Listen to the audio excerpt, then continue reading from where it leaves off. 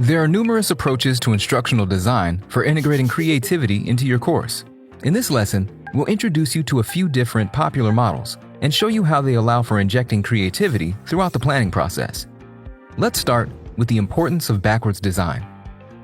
Backwards design means starting with learning outcomes and designing backwards to individual activities, lessons, or content where students can demonstrate their knowledge. This principle is at the heart of approaches like understanding by design, ADDIE, which sequence the instructional design and learning process with the end result in mind, and universal design for learning, which encourages instructors to start with the why of learning first, through the lens of representation, engagement, and expression. All of these frameworks have a few things in common. They are adaptable to creative teaching across all subjects and grade levels. They encourage teachers to plan instruction with the end in mind, some more explicitly, and others more iteratively. Most importantly for this course, they allow you to name creativity and creative thinking as an end goal, and create a framework to then infuse creativity into every step of the planning process.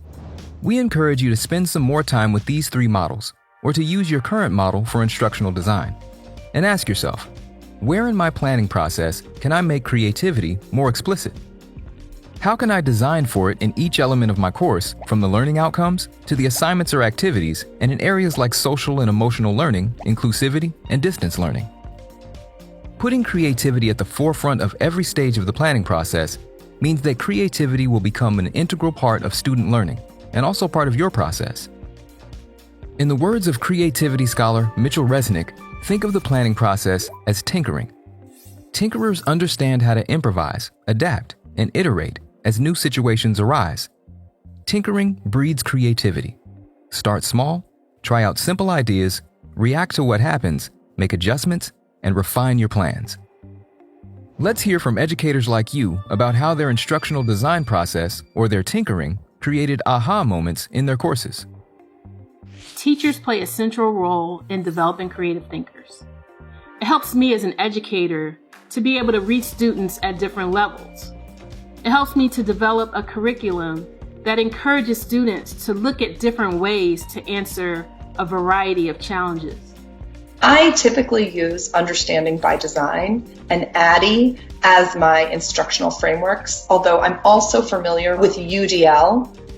But most typically I use Understanding by Design, UBD, where I plan with the end in mind.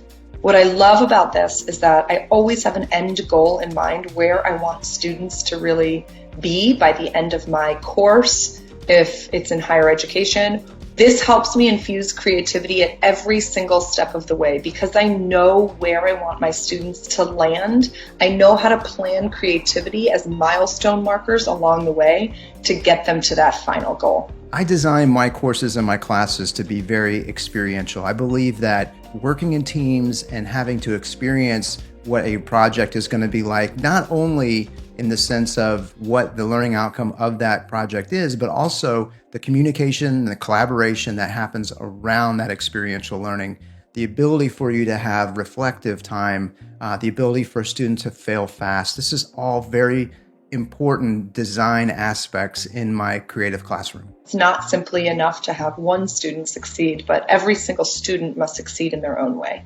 So I plan with the end in mind, but I also ensure that there are multiple routes to success. As an educator, I use both the Understanding by Design as well as the Universal Design for Learning framework. And what those frameworks enable me to do, especially when I use UDL, is to consider whether or not my lesson is accessible to all learners